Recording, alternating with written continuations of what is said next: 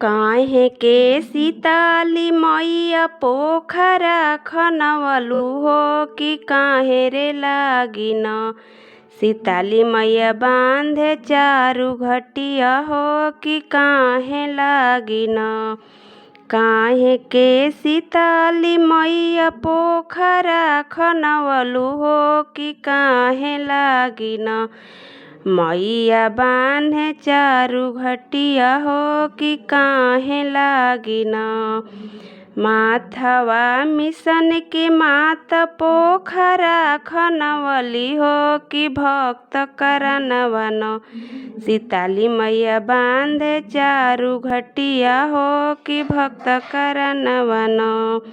काहे के सीताली मैया बगिया लगवली हो कि काहे लागिन। सीताली मैया फूलवा लगवली हो कि काहे लागिन। छाया करन सीताली मैया बगिया लगवली हो कि भक्त कारण। मैया फूलवा लगवली हो कि भक्त कारण। काहे के सीताली मैया पोखरा खनवली हो कि काहे लागिन। मैया बांधे चारू घटिया हो कि काहे लागिन।